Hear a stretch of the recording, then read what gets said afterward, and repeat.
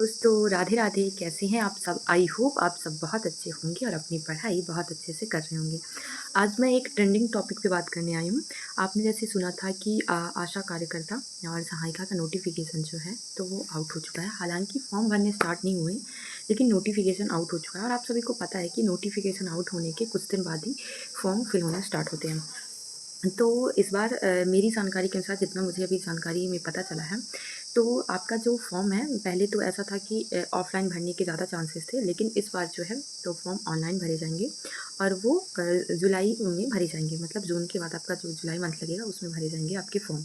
ठीक है। तो आपको तो अब पता ही है कि फॉर्म ऑनलाइन होंगे तो कोई टेंशन ही नहीं है, और ज़्यादा फीस भी इसकी नहीं है, लगभग 100-150 रुपये इसकी फ़ीस होगी। और इसके बाकी तो जॉब तो अच्छी है, आपको पता ही है। जैसे कि पिछली वीडियो में मैंने बताया था कि आशा कार्यकर्ता की जॉब जो होती है उसकी सैलरी 14,000 के लगभग होती है। जो सहायिका होती है तो उसकी सैलरी 7,000 होती है।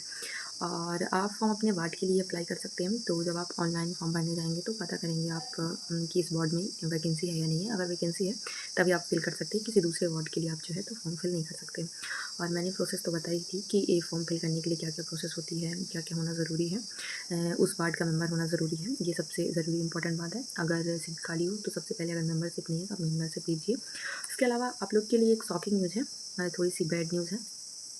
जैसे कि बैड न्यूज़ ये है कि अगर जैसे कि आपके यहाँ सीट खाली है, तो वो जो सीट है उसके लिए आप जो हैं तो एलिजिबल नहीं होंगे।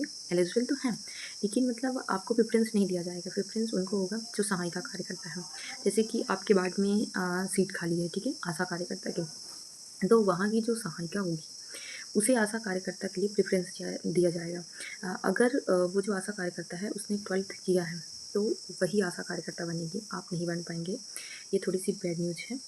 और अगर आशा कार्यकर्ता उस वार्ड में जितनी भी आंगनबाड़ी, जैसे कि आपके वार्ड में 2 आंगनबाड़ी है, 3 आंगनबाड़ी है, 1 आंगनबाड़ी है, उस आंगनबाड़ी में जितनी भी आशा कार्यकर्ता महिलाएँ हैं, अगर वो 12th नहीं, सॉरी, सहायिका महिलाएँ हैं, अगर वो 12th नहीं की हैं, तो आशा कार्यकर्ता बनने का आपको मौका मिल सकता है। अगर वो 12th की है, कोई भी आंगनबाड़ी, आपके वार्ड में जितनी भी आंगनबाड़ी आती हैं, उनमें से कोई भी आंगनबाड़ी की सहायिका अगर 12th की है, तो उसे ही आशा कार्यकर्ता बनने का मौका दिया जाएगा।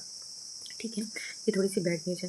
लेकिन अगर देखा जाए तो सहायिका की जो जॉब होती है वो भी इतनी बुरी नहीं है। हालाँकि उसे थोड़ा-सा गलत माइंडसेट से देखा जाता है कि बर्तन धोने के लिए होती है, तो इतनी भी बुरी नहीं है। 7,000 सैलरी है, और अगर आप सहायिका बन जाते हैं तो फिर कभी अगर वैकेंसी आती है तो आपको कार्यकर्ता के लिए, पर्यवेक्षक में आपको बेनिफिट मिलता है।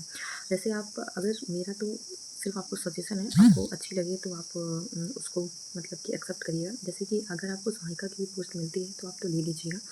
क्योंकि अगर आपको, ठीक है, बर्तन धुलने वगैरह का जो काम होता है, अगर आप पर्सनालिटी को सूट नहीं करता है तो कोई बात नहीं है, आप 500 रुपये, 1,000 रुपये देके, जस्ट एक एडवाइस है, आप दूसरे को रख लीजिए, वो बर्तन धुल देगी। तो इतनी भी कोई बुरी जॉब नहीं है।